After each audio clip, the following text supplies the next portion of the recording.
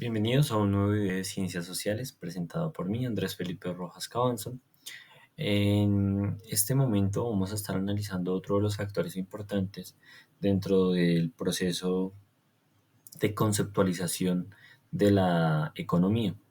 Y como nos hemos estado aproximando al concepto, los problemas económicos, los factores de producción, los agentes precisamente que entran dentro del ciclo económico, ahora hablaremos específicamente de las fluctuaciones cíclicas o el ciclo económico. Hemos estado hablando de todo lo anterior para empezar a entender cómo es que la economía tiene procesos tanto de alzas, recesiones, picos, entre otros, donde vemos que la economía tiene siempre procesos históricos como crisis económicas, procesos de inflación, de deflación, de estancamiento, y que esos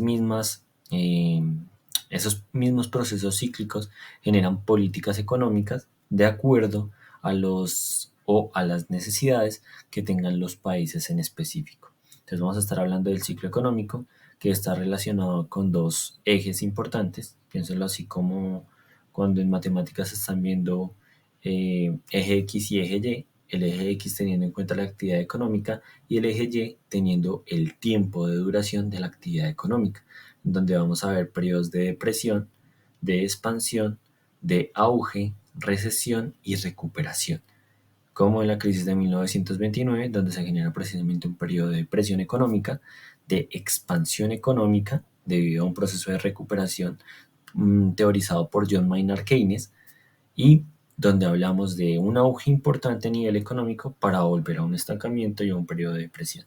Entonces, ténganlo en cuenta, por favor, chicos. Vamos a iniciar. Empecemos por hablar de qué es el ciclo económico. Entonces, es la secuencia más o menos regular de recuperaciones y recesiones de la producción real en torno a la senda tendencial de crecimiento de la economía. Por eso en la primera imagen ustedes siempre veían que la curva crecía, ¿vale? A pesar de que tuviera periodos de estancamiento, de recesión, siempre va con un aumento exponencial. Como el aumento de las acciones, cuando ustedes ven en la bolsa de valores, el trading, todo esto, siempre hay un aumento exponencial. Puede haber picos de caída, pero siempre es exponencial a subir, ¿vale? Tengan en cuenta eso. Hay cuatro procesos importantes dentro del ciclo económico, ya los estaremos analizando. Desaceleración, expansión, recesión y recuperación.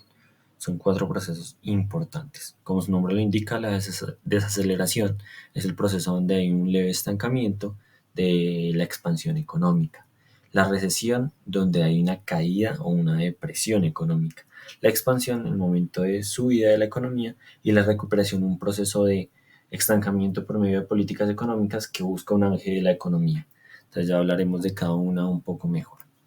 ¿Cuáles son las características del ciclo económico? Que precisamente las fluctuaciones cíclicas son irregulares y difícilmente predecibles. Los economistas no pueden sentarse y decir, dentro de 2 años va a haber una crisis económica, entonces con cuidado, todos ahorren, no pidan tantos créditos, por favor, los bancos empiecen a cobrar mayores intereses, nadie compre vivienda hoy. No, porque precisamente la economía se basa en ciclos irregulares. No sabemos cuándo va a haber la próxima crisis bursátil, de vivienda. No, es algo repentino y que ocurre precisamente debido a coletazos, por ejemplo, como la pandemia, conflictos como el de Rusia y Ucrania, el estancamiento del dólar, como en un momento tuvo un pico muy grande de subida, en otro momento puede tener un punto de baja muy grande y generar un problema en la industria y el comercio internacional. Entonces, como ya les había dicho, las fases del ciclo económico: fondo mínimo, recuperación, expansión, pico máximo, contracción, recesión o depresión. Son esas cuatro fases importantes que pueden ser denominadas de diferente forma, como ustedes se dan cuenta. La primera, fondo mínimo, es el punto más bajo del ciclo. Toca fondo literalmente. Durante esta fase existe un nivel de demanda bajo en relación con la capacidad de producción disponible. Algo que ocurrió precisamente en la crisis de 1929, donde vemos que literalmente había un exceso de producción de materias primas, vehículos, industria, acciones, y la gente no tenía dinero para comprarlas, lo que genera una crisis económica muy fuerte a nivel bursátil, lo que ocasiona que exista desempleo, baja en los precios y reducción de los beneficios de las empresas. Si las empresas no venden sus productos, pues ¿cómo le van a pagar a los trabajadores? Si no hay trabajo, pues hay desempleados. Si hay desempleados, no hay dinero para comprar productos. Así que el ciclo económico se estanca. El siguiente proceso, recuperación, cuando se establecen políticas para iniciar un proceso de recuperación a nivel macroeconómico. Es la fase ascendente del ciclo, en esta sube la demanda y alenta a la producción, así como las ventas y los beneficios. La capacidad productiva aumenta y el empleo se eleva. Al haber un nivel de demanda inferior a la capacidad disponible, los precios permanecen relativamente estables o aumentarán lentamente. Recuerden que cuando hay una mayor demanda de un producto, el producto se puede sostener en un precio y ir generando procesos de alza a medida de la disponibilidad del producto. Recuerden la ley de la oferta y la demanda, ¿vale?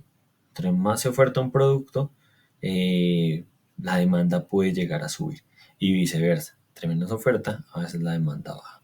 Entonces, esa es una variable al igual que los precios del mercado. El pico máximo, que es el punto máximo del ciclo, a este máximo se llega porque en los últimos momentos de la etapa anterior aparecen rigidez en determinados factores específicos, como la mano de obra calificada y ciertas materias primas claves, y posteriormente se extenderán a la mayoría de los factores. Entonces el pico es el punto más alto de un proceso de recuperación económica, donde la economía ya está tan bien que la inflación se estanca, ya no hay deflación de la moneda, vemos diferentes variables que empiezan a tener un punto álgido. Y lo único que puede pasar después de llegar al pico máximo es decaer. Entonces es cuando se puede generar una contracción de la economía que se estanca ahí y empieza a decaer. ¿Vale? Por eso hablamos de esos ciclos irregulares de subida y bajada del mercado. Por último, la contracción o recesión, que es la fase descendente del ciclo y puede producirse de forma suave o abrupta, como las depresiones que hemos vivido a lo largo de la historia. Al disminuir las ventas, el costo financiero se convertirá en una carga pesada. Las empresas acumularán excesivas cantidades de stocks de material disponible y la producción y el empleo descenderán. También los precios, beneficios e inversión, y una depresión es una recesión aún mayor, tanto por su magnitud como por su duración. Precisamente para que estemos analizando lo que es el ciclo económico, espero ustedes puedan acercarse a la actividad y ver un video que se llama How to the Economic Machine Works, que es narrado por Ray Dalio, un comentarista muy bueno, que explica cómo son los ciclos económicos, qué es la deuda, qué es el crédito, qué es una transacción, qué es la oferta y la demanda, cómo se generan estos ciclos en donde los bancos, por ejemplo, generan menores intereses en los préstamos y como en otros momentos unos intereses tan grandes. ¿Por qué? Porque recuerden que los bancos, el dinero que prestan es dinero irreal. ¿Vale? Un banco, si todos vamos a retirar el dinero que tenemos en un banco el mismo día, 100 millones de personas retiran el dinero que hay en un banco, literalmente los bancos no tienen ese dinero. Entonces se mueven por esos temas de deuda y créditos. Deuda, créditos. ¿Vale? Entonces ténganlo en cuenta.